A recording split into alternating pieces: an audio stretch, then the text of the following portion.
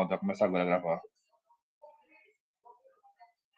Pronto, show de bola. Vou compartilhar aqui minha tela e vamos reiniciar os efeitos nocivos que a gente está estudando na parte de combate a incêndio. Todo mundo tá vendo a tela aí? Sim. Show. Vai ver.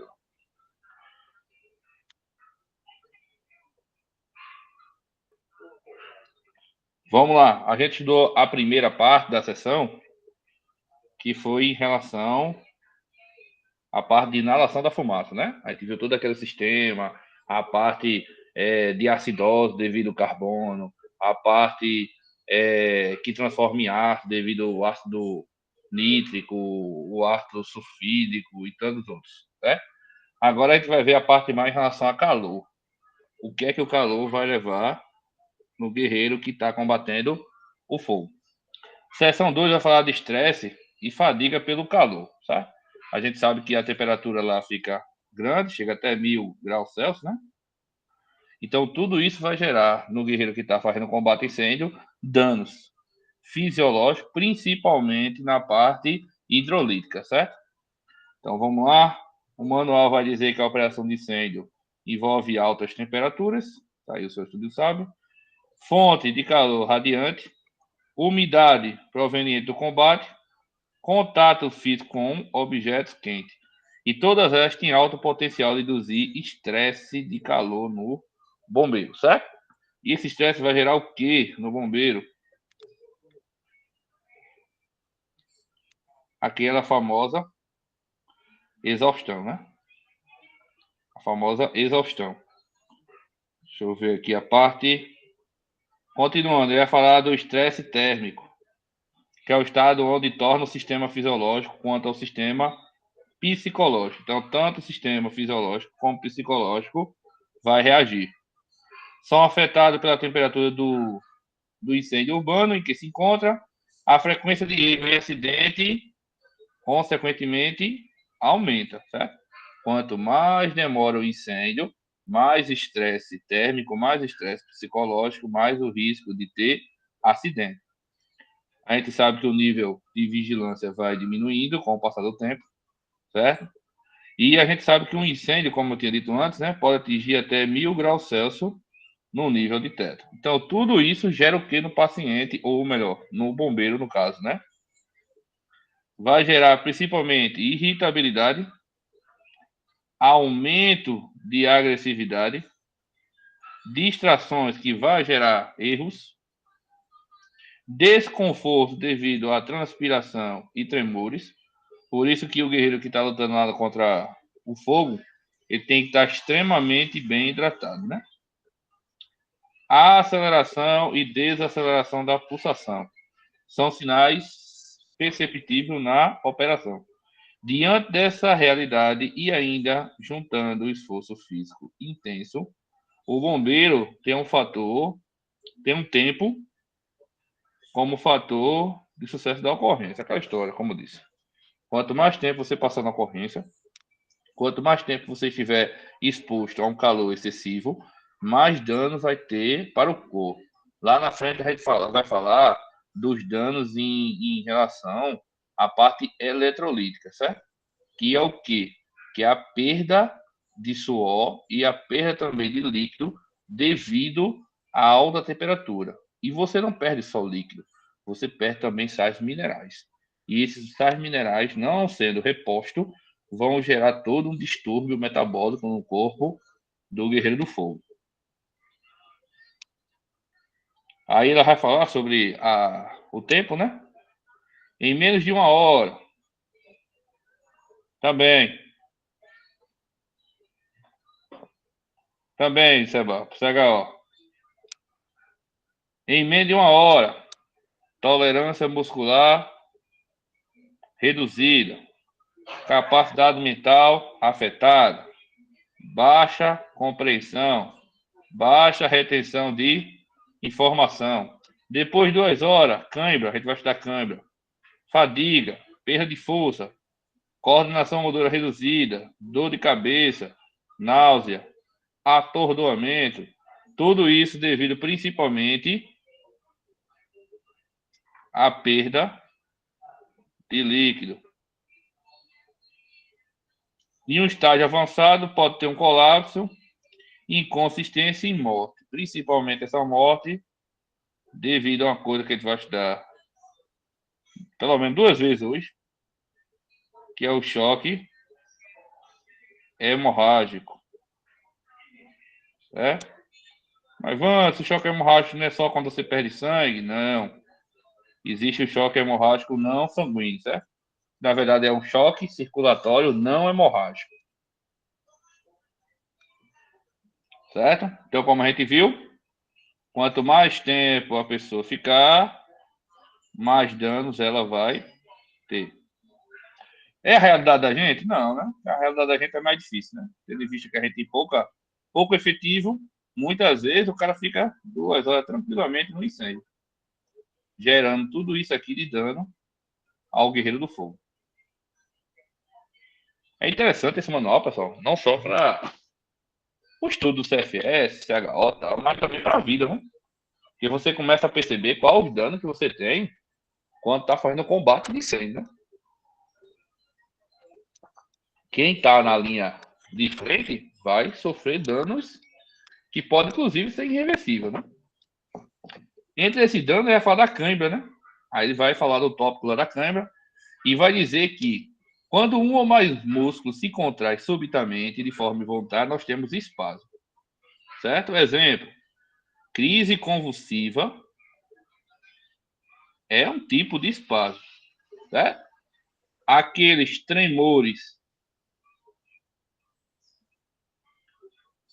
que acontecem em pessoas alcoólatras também é um tipo de espasmo muscular.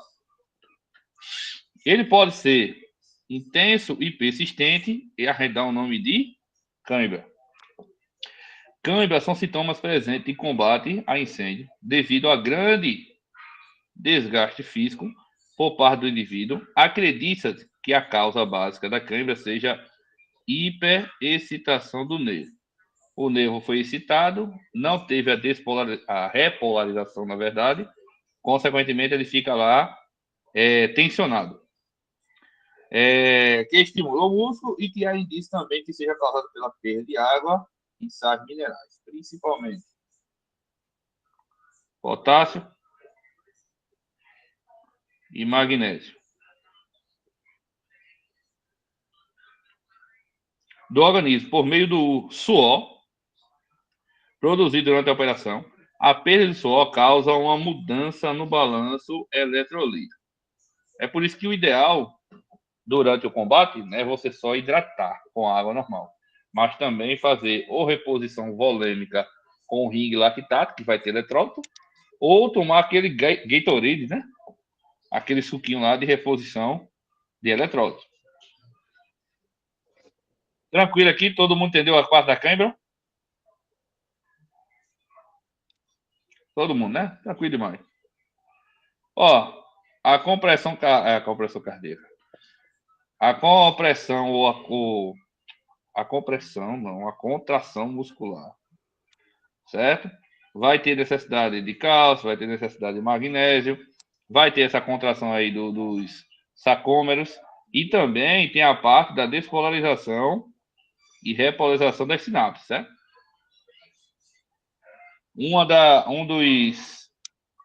Das enzimas que é feita nessa parte é a acetilcolinerase. Se a acetilcolinerase não reagir, você vai continuar na despolarização do músculo, consequentemente, o músculo vai ficar tensionado, certo? Então, o desequilíbrio, como a gente viu, desequilíbrio eletrolítico vai gerar essa dificuldade da sinapse. Tratamento da cãibra. O que é que você vai fazer para tratar a infeliz da cãibra? Quando a cãibra ataca, a primeira atitude é remover o indivíduo do ambiente quente. Vai lá e tira o guerreiro. Colocá-lo em repouso, em local arejado e tentar reverter imediatamente a contração alongada do membro. Afrouxar as roupas em excesso do bombeiro, mobilizar a mão os músculos na direção contrária, né? Eu acho que todo mundo já viu o jogo de futebol, quando os jogadores estão tendo câimbra, a pessoa faz a contração do músculo na direção contrária e o músculo está contraído. Até que a dor e o espasmo desapareçam. Pode ser feita também massagem suave e compressa de água quente. Alguém já viu isso aqui no serviço operacional? Ela tá lá, vai ter câimbra. Não, vamos arrumar uma pessoa para fazer massagem. Ah, com a saúde. É outro mundo, né? Mas vamos lá. No músculo acometido, ajuda a relaxar a musculatura. O momento da câimbra não é preciso tomar remédio nenhum, certo? Isso aqui é bem interessante, que não precisa tomar remédio. E normalmente não precisa ir para o hospital, certo?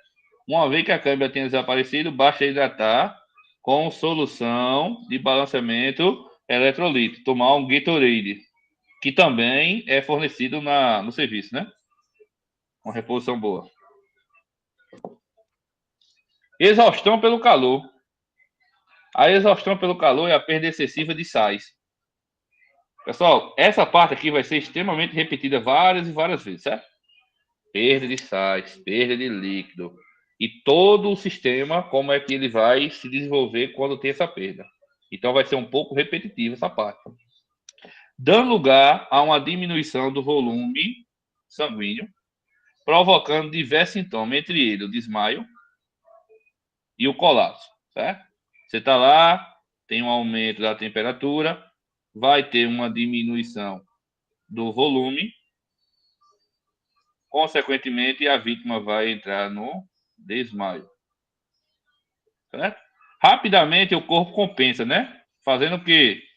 Aumentando a vasoconstricção, certo?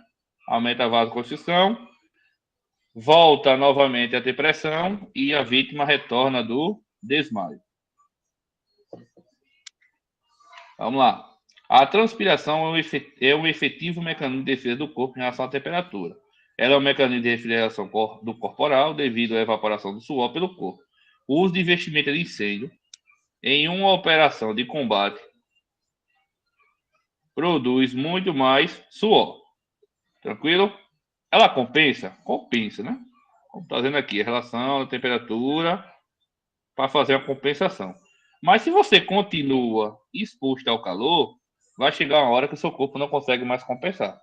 Aí você vai ter o estresse, você vai ter a exaustão do calor, você vai ter a cãibra, tudo isso desenvolvendo. Inclusive, depende da situação, o choque hipovolêmico, que a gente vai falar na frente. Pronto. Choque hipovolêmico moderado. Pode ser um dos sintomas de exaustão do calor em bombeiro.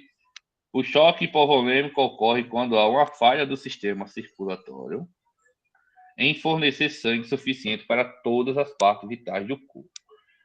Show, vamos lá. Normalmente a gente aprende que choque hipovolêmico tem a ver com hemorragia. Mas não. Nós temos também choque hipovolêmico, chamado não hemorrágico. Exemplo: diarreia, vômito, certo? Queimadura, é um não hemorrágico. Nesse caso aqui, por desidratação, é um não hemorrágico. Você vai ter todos os sinais de um choque circulatório, ou um choque hipovolêmico, mas você não teve perda de sangue. Você perdeu líquido, mas não necessariamente sangue do corpo. Vamos lá. A falha circulatória em fornecer sangue suficiente para todas as partes vitais, interferindo no modo e gerando gravidade no déficit cardíaco. A frequência cardíaca e a frequência respiratória podem se tornar mais rápida. É o que acontece, né? Vai se tornar mais rápido para tentar compensar. Pode se tornar mais rápido para tentar aumentar a captação de oxigênio e eliminar o CO2. Lembrando, a aula passada, o CO2 faz acidose respiratória. Para suprir essa necessidade, ocasiona-se a contração de músculo e sistema digestivo. Essa contração de músculo, como a gente viu, pode gerar o quê? A câimbra. É uma coisa que vai gerando outra. Essa reação de contração muscular e para manter o fluxo sanguíneo para o cérebro, coração e pulmão, a pressão arterial pode ficar baixa. Por que tem uma baixa da pressão? Porque eu diminuo o volume corrente. Se eu diminuo o volume corrente, eu também diminuo a pressão arterial. Lembrando, pessoal, que quando eu diminuo a pressão arterial significativamente, quer dizer que o meu corpo não está compensando, certo? Ele entrou naquela fase que a gente chama fase descompensada. Enquanto ele mantém a PA, está compensado. Quando ele começa a baixar a PA, e principalmente quando a PA sistólica estiver abaixo de 90 milímetros de mercúrio, entrou na fase descompensada. É a hora que você não tem mais pulso radial palpável. Se fizer a análise em relação ao afogamento, é quando você entra no grau 4. Tranquilo? Alguma dúvida sobre essa parte de choque hemorrágico? A gente vai repetir várias vezes, certo? Inclusive, a próxima aula para o CFS é choque hemorrágico, né?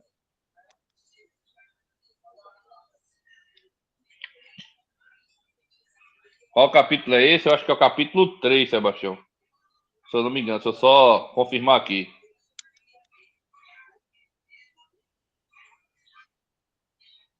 Manual. É capítulo 3, efeitos nocivos.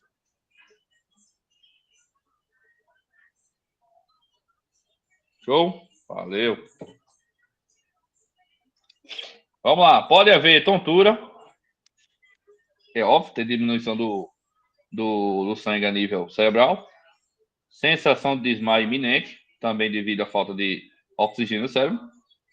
Pele fria e pegajosa devido à diminuição do volume. Fraqueza, fase acidentada. Fadiga devido ao calor. Dor de cabeça devido à falta de oxigênio. Visão embaçada, também devido à falta de oxigênio. Dores musculares, enjoo, palidez e vômito. A pessoa afetada pode sentir desmaio e até mesmo perder a consciência quando está de pé. Então, tudo isso aqui, pessoal, tudo isso aqui, a devido do calor, que vai gerar perda excessiva de suor, que vai perder eletrólito, que é importante para o balanço hídrico. Tudo isso baseado necessariamente no estresse do calor. Para você ver como é que vocês, quando combatem, né?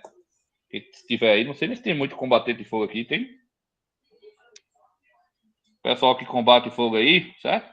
Para você ver qual o dano que você tem a nível sistêmico quando você faz um combate a incêndio prolongado, certo? Aí imagina aqueles incêndios que demoram 3 dias. A PH vai ser depois do Santos. Mas na verdade, assim, né? Esse assunto aqui de combate a incêndio praticamente se conecta com a PH. É tanto que a gente vai estudar aqui, já estudamos choque, já estudamos uma parte do desmaio, já estudamos uma parte da acidose. Vai se conectando. Tranquilo? Vamos lá. Quando esse mecanismo começa a falhar, a vítima perde ou começa a ter perda da pressão arterial, porque a gente já falou já. Apresenta alteração da função cerebral. Devido ao quê? Hipóxia. E outros órgãos por falta de oxigênio. Se o estado de choque não for tratado, o cara, infelizmente, vai morrer. Certo? Golpe de calor, pessoal. O manual vai trazer como um tipo de exaustão do calor, certo? Como fosse um agravo maior. O golpe de calor ocorre quando o sistema de controle da temperatura do indivíduo deixa de trabalhar, deixando de produzir o suor. Então, quando a gente está falando do estresse aqui, a gente está falando aqui que ainda tem compensação através do suor, regulação. Cheguei no golpe de calor, já evoluiu. Não tenho mais compensação. Porque o corpo ele vai compensando até o momento que fica totalmente impossibilitado de fazer a compensação, né? Então, nesse caso aqui, o golpe de calor seria um agravo do da exaustão pelo calor. Tranquilo? Exemplo, a gente tem um pâncreas. Vamos lá para o pâncreas. Vou dar um exemplo aqui. O pâncreas, ela produz insulina. Isso é o normal. Mas se você sempre dá pico insulínico, ele fadiga e ele começa a diminuir essa produção de insulina. Consequentemente, você vai ganhar uma coisa chamada diabetes mellitus. O seu sistema de temperatura também é do mesmo jeito. Vai sobrecarregar, até o momento que ele não vai mais responder. Que aí o manual chama de golpe de calor. Ele vai dizer aí, ó, que é similar à insolação, certo? Insolação vai levar também a desidratação. Temperatura do corpo pode, em 10 a 15 minutos, atingir 39 graus, provocando deficiência cerebral. Qual é o problema de 39 graus? As nossas enzimas / proteínas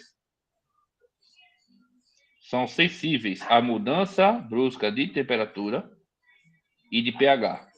Certo? Então, até mesmo a morte se o indivíduo não for socorrido de forma rápida. Tendo em vista que o mecanismo normal para liberar o excesso de calor é a transpiração, e nesse caso você já perdeu. Sem o devido tratamento, o golpe de calor pode ser fatal. Tranquilo aí? Alguma dúvida sobre essas sequências aqui? Exaustão e depois vem o golpe de calor. Estão conseguindo pegar aí a essência dos efeitos nocivos? Tá, né? Tranquilo. Tá todo mundo caladinho. Aí, vamos lá. Golpe de calor pode ter o sintoma como pele avermelhada, devido à irradiação do calor, quente e seca, temperatura corporal acima de 40, vamos ter os problemas com a enzima e também com as proteínas, vômito, convulsão,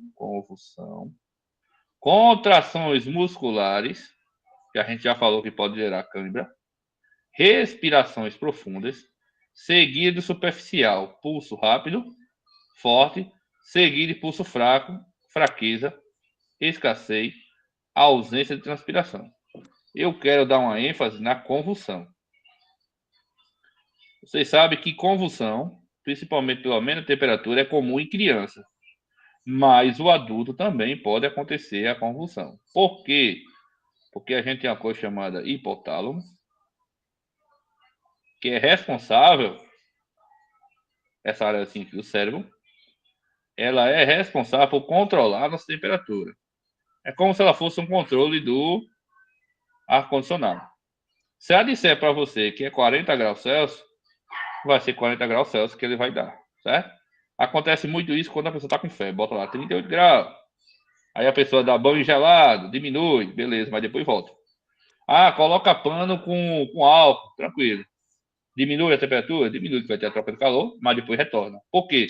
Ele é que diz quanto é que vai estar a sua temperatura. Só que nesse caso, não é ele que está gerando esse aumento de temperatura. É um meio externo.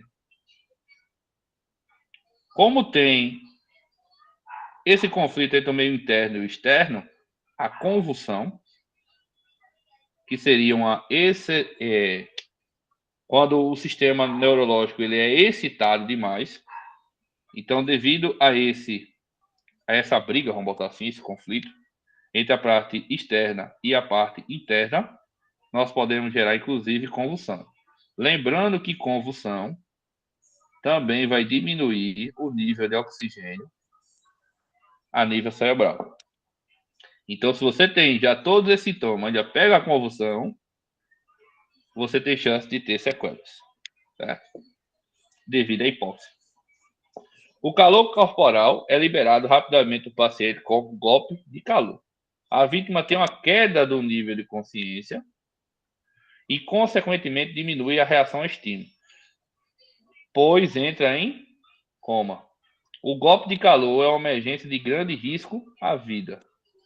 Portanto, deve ser tratado no hospital o mais rápido possível. Qual vai ser as condutas em relação a esse paciente? Ele tem que sair do local, primeiramente, do local onde está tendo dano, né? Que no caso vai ser o incêndio, retira ele, coloca no canto adequado, retira as roupas. O ideal aqui seria uma reposição volêmica, por causa da parte, do choque. Também uma reposição de eletrólito, que a gente pode fazer isso aí junto com o ringue lactato tranquilamente, já que o ringue tem potássio, tem cálcio, tem outros eletrólitos, certo? E em situações mais drásticas, levar ele para o hospital. Tranquilo? Dúvidas até aí?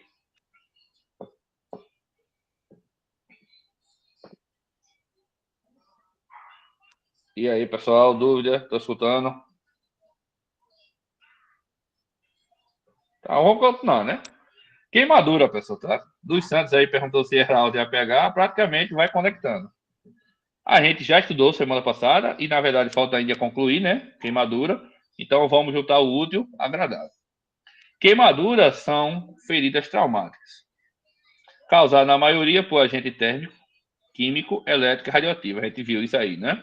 Os agentes térmicos, troca de calor. Os químicos, reação química, cuidado com a água, porque vai ter alguns tipos de soluções, principalmente bases com a família 1A e 2A, que vai reagir liberando mais calor se eu jogo água.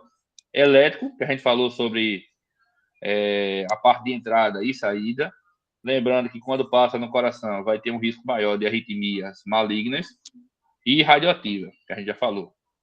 Atua nos tecidos de revestimento do corpo humano, determinando a destruição parcial ou total. Lembrando, quando a destruição é da epiderme, que eles chamam de destruição parcial, primeiro grau. Destruição parcial da derme, segundo grau, que vai ter a presença de bolha. Destruição total da derme, terceiro grau, certo? Lembrando que o manual de Brasília, ele só usa até o terceiro grau, ele não usa o quarto. Seus anexos podem atingir camada mais profunda, como tecido subcutâneo, músculo e tendão. As queimaduras são classificadas de acordo com a sua profundidade, que a gente já falou, primeiro, segundo, terceiro grau. Tamanho, que aí vai ter os percentuais de superfície corporal, que a gente vai usar a famosa regra dos 9, que os senhores já decoraram. Vários são as maneiras que o bombeiro militar pode se ferir. Exemplo, ação direta da chama, contato com fumaça, que a gente já falou na semana passada, líquido e vapores quentes, contato com produtos perigosos, superfícies aquecidas e até mesmo choque elétrico. Tudo isso a gente já comentou em aulas anteriores. Choque elétrico, certo? O choque elétrico é a reação do organismo à passagem da corrente elétrica. Como a gente estudou anteriormente, vai ter uma entrada, vai ter uma saída. Na eletricidade, por sua vez, o fluxo de elétron de um átomo através de um condutor, que vem a ser qualquer material que deixa a corrente passar, porque tem o quê? Tem fluxo de elétron e o elétron está livre. Do outro lado, nós temos o isolante, que são materiais que não deixam passar os elétrons com facilidade, né? A corrente elétrica, que ela é que vai matar você. O pessoal gosta muito de falar, não, 220 volts, 300 não sei quantos volts. Mas quem mata, na verdade, é a amperagem. A corrente elétrica que mata o ser humano. Quando percorre o corpo humano, interfere juntamente com a corrente interna, principalmente a do coração. Lembrando lá do nosso coração, né? É assim, bonitão. É isso? A gente tem aqui o nódo sinoatrial, que vai dar os disparos elétricos. Vai ter o nódo o nódulo atrioventricular e toda a célula de Purkinje, aquela coisa toda bonitona. Se eu tenho uma descarga elétrica interna e vem uma descarga elétrica externa, vai descompensar e eu posso ter uma coisa chamada de arritmia. Pode ser uma arritmia simples, como um fluxo atrial, como também pode ser uma arritmia maligna, como uma parada cardíaca propriamente dita. Vamos lá. Carregado pelo nervo, dando a sensação de formigamento.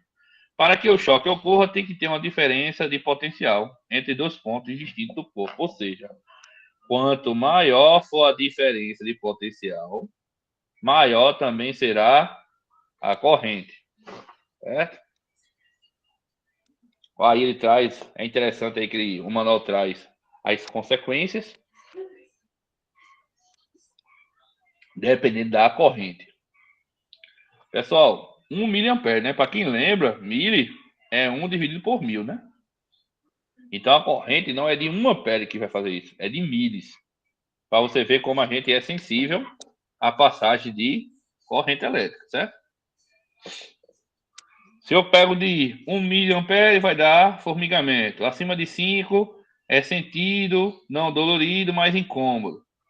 É aquele choquinho do ventilador, né? Cara, todo mundo já levou uma vez. De 6 a 5 vai ser um choque doloroso e pode ter perda de controle muscular. Aí alguém pode perguntar, não, mas porque a mulher tem uma diminuição em relação a isso, em relação ao homem? Porque mulher tem mais acúmulo de líquido, certo? Principalmente água. Então, consequentemente, a corrente passa com mais facilidade. É por isso que, normalmente, a mulher ela tende a ficar com retenção maior de líquido. Limite de alargar. O indivíduo não consegue se soltar, mas pode ser jogado para longe do circuito se o músculo extensor for estimulado. Aonde é que vai dar problema? 10 miliamperes, que vai dar uma parada cardíaca, queimadura grave ou morte presumida. Tranquilo? Então, não precisa de uma quantidade considerada de energia elétrica para gerar uma parada. Na verdade, de 50 a 150 já pode ter a morte provável, que vai ser por parada cardiorrespiratória. Essa aqui já é presumida, que quer dizer que praticamente você não tem condição de escapar. Tranquilo? Então aqui, pessoal, 50 a 150 miliamperes, você já pode ter uma parada cardiorrespiratória. Tranquilo aí? Prevenção de choque elétrico durante o combate a incêndio. Vamos lá. Toda ocorrência de incêndio urbano requer uma série de cuidados, é óbvio, que o bombeiro deve observar para tomar decisão. Dentre elas, o requisito da energia elétrica. Como protocolo, isso aí todo mundo já sabe, vai ter o desligamento da energia elétrica. No entanto, nem sempre isso é suficiente, porque o brasileiro gosta de fazer aquele velho miau, né? Então, de vez em quando tem um miauzinho escondido e nenhum solicitante até então, eu tenho conhecimento, que vai chegar no bombeiro e vai dizer que tem um miau, né? Então, sempre tem que ter cuidado em relação à descarga elétrica. Porém, deve-se levar em conta os demais circunstâncias do evento, como necessidade de retirar a vítima pelo elevador, caso de incêndio de edificação hospitalar, com equipamento que não pode ser desligado, vai ter equipamento que não pode ser ligado, principalmente a nível hospitalar. Vai ter locais que vai ter usina hidrelétrica no subsolo. Sabiam disso? Em João Pessoa, eu não sei nos outros municípios, mas em João Pessoa, existem vários locais onde tem usina hidrelétrica no subsolo. Exemplo, quem conhece aí? Ecomedical. Tem. Solar Tambaú, que é aquele prédio lá do Busto. Tambaú. Certo? Todos eles têm usina hidrelétrica no subsolo. Ah, Vantes, mas eu desliguei a energia. Tranquilo, você Ô, desligou a Wanderson, energia. usina Oi. hidrelétrica mesmo? É, Hidrelétrica? peraí, vamos lá, né? Não, foi mal, foi mal. Hidrelétrica não. Ei, E É subestação, cara. subestação, velho. É É. subestação. Eita caramba. Valeu. Subestação elétrica. Eu tenho que parar de usar essas drogas. Subestação elétrica, certo? Valeu aí, Léo. Valeu, Guedes. Subestação elétrica, pessoal. Que por mais que você desligue, ainda continua energizado lá, certo? Somente o eletricista da área ou a energista por fora pode ligar, certo? Senão, o bombeirinho vai estar com risco de levar uma descarga elétrica boa. Tranquilo aí até aí? Nada demais que vocês já não saibam, né? O bom desse manual é que vai só trazer na memória o que os senhores já sabem. Colapso estrutural decorrente de incêndio. Colapso estrutural ou desabamento são uma das mais comuns consequências de um incêndio. É silencioso, sem alarme e frequentemente fatal. O desabamento acontece por diferentes formas e diversos tipos de edificação, certo? Vai depender de quê? Do formato estrutural e de seus componentes, também da exposição ou o tempo de exposição à chama, certo? Vai depender também da resistência, se ele tem uma resistência maior ou menor. Exemplo, não teve não teve não, né? Tá tendo ainda, né? A guerra entre Rússia e Ucrânia. Aí teve a Rússia começou a mandar míssil lá para a Ucrânia e o pessoal ficou com medo porque estava atingindo a usina lá, né? Que é a usina nuclear que tem lá. Com medo de ter uma exposição nuclear. Mas o concreto dessa usina aguenta cerca de 3.000 graus Celsius, certo? Então sempre vai depender da resistência do material. Tranquilo? A anomalia que vocês vão ver. Principais: rachadura, trinca e fissura. São aberturas de maior ou menor extensão na superfície da construção, parede, teto, laje, as quais são classificadas como o sentido vertical, horizontal, diagonal, aleatória, certo? A profundidade, superficial, profunda, transpassante. Se você tiver uma rachadura, vai ter um risco de ter desabamento. É uma das anomalias. Aí o manual vem trazendo outros, como exemplo, vazamento e infiltração. Não só infiltração de água, mas vazamento também, principalmente de gás, que vai piorar a situação. Certo? Como ele coloca aqui, ó, líquido de gás e demais produtos. Se o local tem tubulação ou invasado, pode ter rompimento do gás tranquilamente. Já a infiltração são processos de passagem ou acúmulo de líquido, tranquilo, por um meio sólido, como uma laje ou uma parede. Inclusive, né? Como era feito antigamente, que a gente, quando eu entrei, aprendi assim, né? Que a gente fazia não por abafamento, a gente fazia por apagamento, por alagamento, né? O método era alagamento, era água com força. Também gera anomalia na edificação, certo? Entre ela e filtração. Então, sempre cuidado pela quantidade também de água que você vai colocar. Porque a anomalia pode ser devido ao calor, à situação do incêndio, como também pode ser provocada pelo próprio bombeiro. Outra anomalia: corrosão de ferragem. O processo que resulta na formação de produto de corrosão e na liberação de energia, certo? Quando há contato entre a molécula de água, gás oxigênio ou íon hidrogênio, que a gente chama de ferrugem, certo?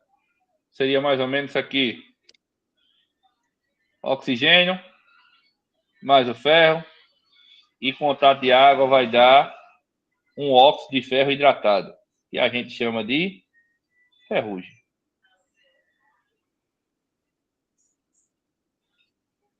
Tranquilo aí? Corrosão por ferragem em relação às ferrugens. Recalque. Recalque ou assentamento. É o termo utilizado aí pela engenharia civil para designar o fenômeno que ocorre quando a edificação sofre um rebaixamento devido ao adensamento do solo sobre sua fundação. No português bem dito é o quê? Há um rebaixamento ou há uma diminuição do nível da estrutura devido a um problema no solo. Seja infiltração do solo, seja que não foi feito a base direito, entre outras coisas, certo? O recalque, principal causa, trinca e rachadura em edificação, principalmente quando ocorre recalque diferencial, ou seja, uma parte da obra rebaixa, mas a outra abaixa mais do que a outra, gerando esforço na estrutura. Então fica lá a casinha lá bonitinha, vai ter um rebaixamento e uma parte vai ficar mais alta do que a outra, gerando mais esforço num ponto só. Consequentemente, risco de desabamento. Tranquilo? Tudo isso aí os senhores já sabem, só estamos relembrando. Desplacamento de revestimento e problema de marquise. Desplacamento de revestimento são os casos em que ocorre a soltura de placa de concreto, cerâmica, reboco ou outros revestimentos de fachada. A marquise é praticamente igual. São coberturas em balanço na parte externa de uma edificação, destinada à proteção da fachada ou abrigo de pedestre. Sinceramente, eu não vi muita diferença entre esse e esse. Só nomenclatura besta, mas praticamente os dois é o desabamento de placas. Sendo essa aqui a marquise, uma placa, vamos supor, de concreto, e aquela ali, placa de qualquer outra forma. Nos casos de anomalia nessa estrutura, como infiltração e rachadura, que já foi a anomalia que a gente já falou anteriormente. O local deve ser isolado, pois a queda da estrutura pode ocorrer e levar o indivíduo à morte. Próxima anomalia. Relações entre anomalia com ocorrência de incêndio estrutural. Vai gerar ou pode gerar exposição de calor, tais como calcificação, esfoliação do concreto, deformação acentuada da estrutura, concreto desagregado, perda de aderência entre o aço e o concreto e diminuição da capacidade de resistência, né? Lembrando que a maioria das edificações tem lá a viga, né? E dentro dessa viga vai ter ferro. Se o danado do engenheiro não fez os cálculos corretos da dilatação do ferro, pode ter rompimento dessa estrutura tranquilamente. No incêndio, tendo em vista que o ferro tende a dilatar mais do que o concreto.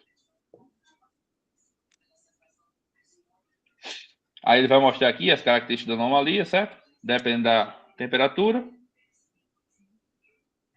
E vai mostrar quais são os efeitos no concreto. Não afetado, razoavelmente bom, friável, decomposto. Olha, a quantidade de calor que tem que fazer para ter uma decomposição do concreto. Muito grande. Tranquilo? Dúvida aí dessa parte de edificação? É uma parte chata, né? Uma parte no manual, mas uma partezinha chata. Concorda, hein? Partinha chata do creco. Chance de cair, quase zero. Certo? Desse efeito nocivo, o que é que vocês podem frisar? Pensando em concurso. A parte do nocivo em relação aos gases inflamáveis. Essa parte agora de choque hipovolêmico, por causa da exaustão de calor. E um pouco aqui desse parte de pânico, certo? Essa parte de estrutura aí, eu creio que dificilmente alguém vai fazer uma questão sobre isso, certo? Vamos lá. Se eu não me engano, o pânico é a última É o último efeito nocivo que a gente tem, se eu não me engano. Deixa eu ver aqui. Só para ter certeza. É o pânico. Vamos lá, o pânico. Sensação psicológica de temor. O cara vai lá e tem uma sensação de temor, a qual se manifesta de forma dinâmica ou estática. É causado por informações ou fatos que extrapolem a faixa de normalidade de um indivíduo, tornando-a diversa em razão de ser não processado, podendo ser intensificado por fatores emocionais. O pânico é uma coisa, o ataque de pânico é outra, certo? São períodos que dividem de forma repentina, um meio intenso ou medo com duração variável, de minuto a hora, é considerado que a pessoa envolvida em incêndio pode ser tomada pelo pânico. E aqui o manual ele fala que o pânico pode vir para o bombeiro, apesar que eu aprendi que o bombeiro ele é feito na têmpora do aço, então ele não deve ter pânico. Ou pode ser na vítima, certo? Aqui eu tô até aproveitando aí a pessoa do Sebastião, certo? Isso aqui pode ser um tabu para o bombeiro, certo? Já que a gente tem uma cultura no bombeiro, somente o bombeiro da Paraíba, que o bombeiro ele é intocável, o bombeiro é um super-herói, está acima de todas as coisas, mas não está. Qualquer pessoa pode ter um ataque de pânico. Numa viatura de ambulância, no serviço, exemplo, descendo um poço, no ABS, o bombeiro aqui no caso, no incêndio, certo? Ninguém está livre dessa possibilidade de ter um ataque de pânico, certo? Não é isso, Seba? Me ajuda aí que você é da área. Positivo.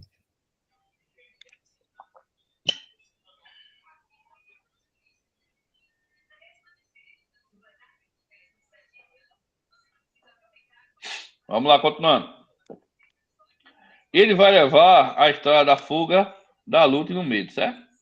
Isso pode gerar pisoteamento, esmagamento e salto para a morte. O cara tá lá e pula de uma altura grande.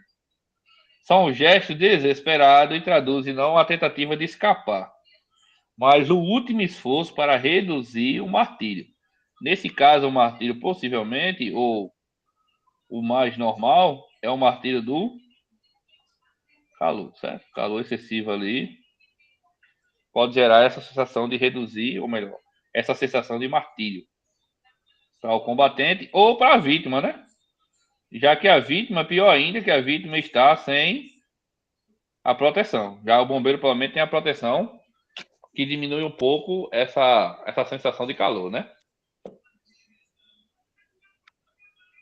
Ações preventivas, eles vão trazer lá algumas ações preventivas, capacitação do bombeiro, plano de evacuação, realização de simulado, exemplo, simulado que o pessoal faz hoje em dia no container, ajuda muito a diminuir esse pânico, porque você não vai ser pego de surpresa no dia da ocorrência, mas você já vai ver que o fogo tem um processo, que o fogo ele tem uma característica, que ele tem alguns fenômenos, certo? Então você não vai ser pego de surpresa.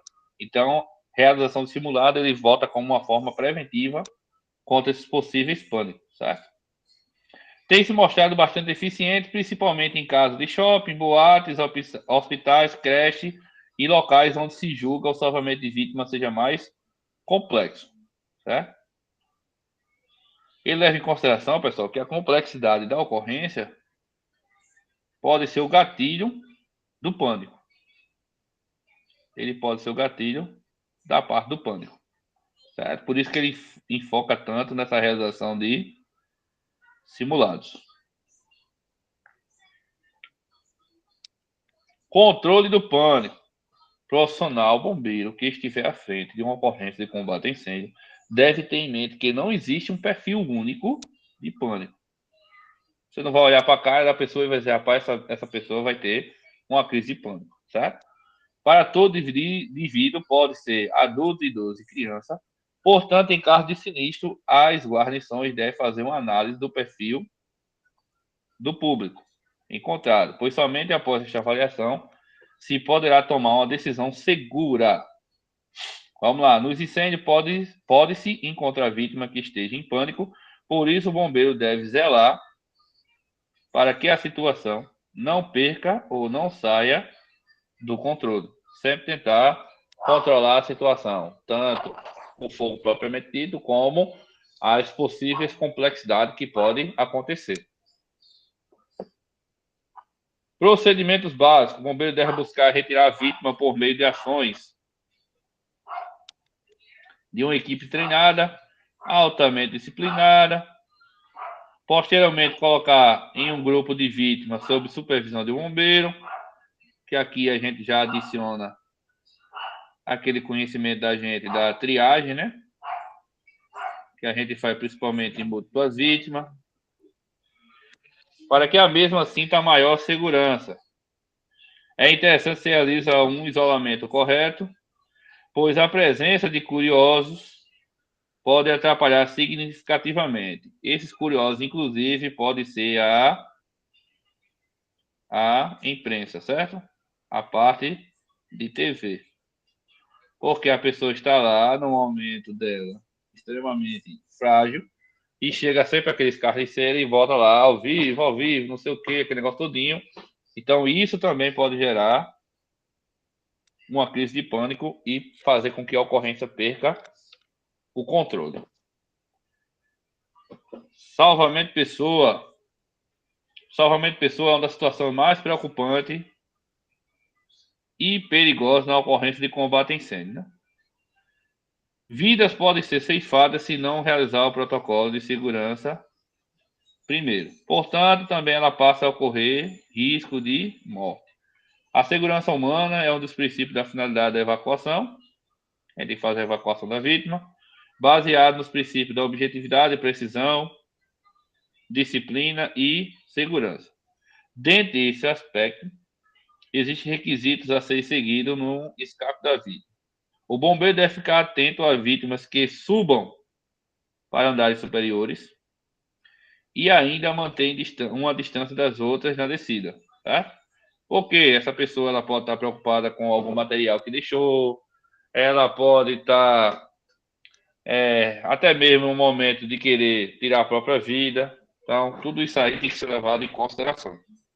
É necessário definir uma rota de saída para que não atrapalhe a operação do bombeiro, também para não realizar aglomerações.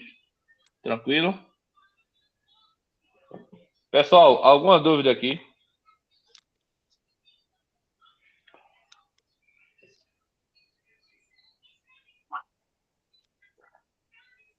Eu sei que essa parte é meio chata, certo? É chato até para mim, para explicar. Porque, assim, o interessante é você explicar aquilo que não é óbvio. Mas até o óbvio explicando fica um pouco chato, certo? Eu sei que é um pouco cansativo, mas pelo menos já diminui a leitura de vocês em relação a essa parte, né? Ajude em alguma coisa. Vamos a algumas questões. O que é uma cãibra muscular? Um tipo de fratura óssea causada por impacto direto. B. Uma inflamação nas articulações provocada por esforço repetitivo. C. Uma contração involuntária, dolorosa e temporária de um músculo. D. Uma lesão nervosa permanente no músculo nervoso. Para começar aí, né? Aquelas questões simples demais. Mamão com açúcar. Letra C, né? Tem nem para onde correr. Vamos lá. Qual das opções abaixo não é uma causa comum de câmbio muscular? Não é uma causa comum. Desidratação, deficiência de minerais como potássio e magnésio, má circulação ou consumo moderado de água e eletrólito. A, B, C ou D?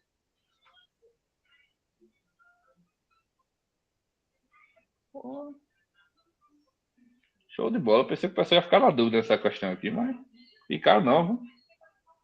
D, né? Consumo moderado de água e eletrólito. Vamos lá. 3. Qual das estratégias a seguir é mais indicada para prevenir cãibra muscular?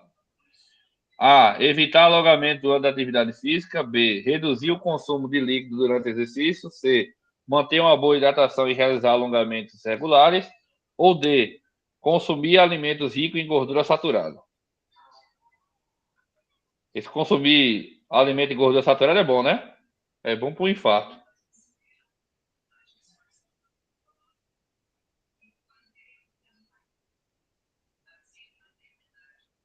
Alessandro mudou aí, né, Alessandro? Tá querendo ter um infarto, Alessandro? Alimento rico em gordura saturada dá um infarto, isso. É a fome, ei. Tô também, isso não já tem também não, ainda não. Estava acabando os slides do choque circulatório. Ei, é grande, viu? O pessoal botou para descer no choque circulatório, viu? Acho que deu umas 40 slides. Vai ser bem denso. O pessoal do CHO tá livre, né? Do circulatório, vai pegar só o CFS. E foi bem denso. Quase eu não acabava. Ponto. Tranquilo aqui, letra C, né? Vamos lá. Durante uma cãibra, o que é recomendado fazer para aliviar o desconforto? Vamos lá. Aplicar gelo diretamente sobre o músculo por 30 minutos. B. Alongar e massagear o músculo afetado suavemente. C. Imobilizar a área e evitar qualquer movimento. Ou D. Tomar um analgésico de ação prolongada imediata.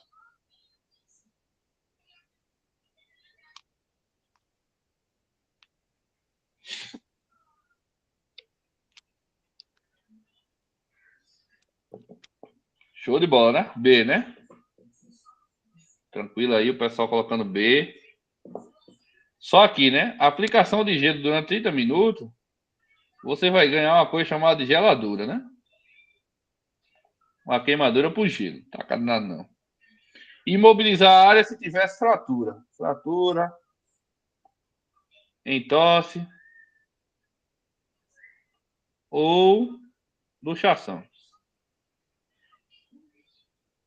Lembrando que, caso de câimbra, eu não necessito de medicamento. Tá? O que é característico de um ataque de pânico? Sensação de controle absoluto e euforia. Sintomas físicos como falta de ar, taquicardia sem causa aparente. Sensação de tristeza profunda e perda de interesse por atividade. Ou D. Sintomas psicóticos como alucinação visual e auditiva. A, B, C ou D?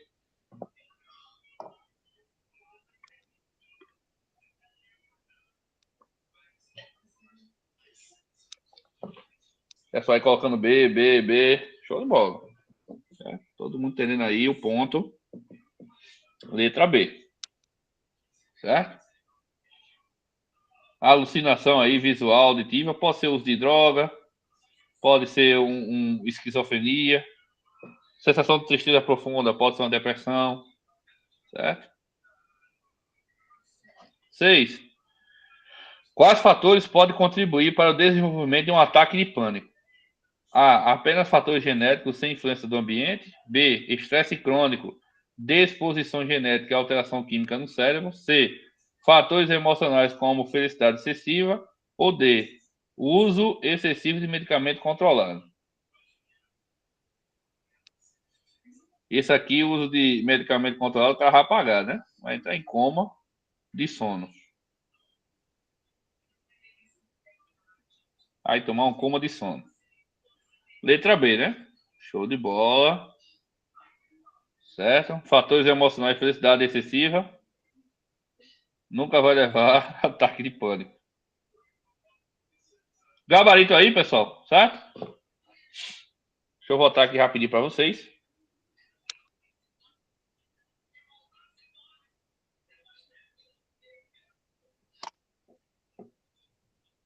Deixa eu tirar o óculos escuro. Tranquilo aí nessa parte do efeito nocivo. Tem umas partes que é bem interessante, mas tem umas partezinhas que é chata. Esse negócio de colapso e não sei o quê. Vou perguntar logo para o Léo, que sempre é o cara que pergunta, né? Vai querer intervalo, Léo? Ou a gente pega direto? É bom, né? Ali no É bom? banheiro. 5 Ei, deixa eu minutinhos. dizer uma coisa a tu. Oi. Falasse Diga. do Gatorade. Substitui o Gatorade por aquele sachêzinho que vende na farmácia do Hidraplex. É mais barato, Pronto. é 4 litros e é a mesma coisa. Pronto. Não, eu só dei um exemplo porque só me veio na minha cabeça ele, né? É Mas é doido, uma é água de Gatorade coco, 10 pô. pontos. É, amigo, Água tu de é louco. coco. Olha aí, Água os de coco futuros tem eletrólito. oficiais, já pensando na tropa. É carregar o Hidraplexinho no bolso de cada gandola. É só misturar no Cantil e Brasil. Tá com a O senhor saúde. vai ser meu CSU, viu? Ai, ô demais. Olha. Então, 5 minutinhos, pessoal. 5 minutinhos a gente volta para queimadura, né? Concluir queimadura. A gente vai pegar só um panorama de queimadura, concluir queimadura. Aí eu me despeço do pessoal do CHO, que queimadura é o último tópico do CHO, e vou ficar só com o pessoal do CFS. Tranquilo? 5 minutinhos a gente volta. Oi, diga. Alguém perguntou alguma coisa? Não? Vamos lá. 5 minutinhos.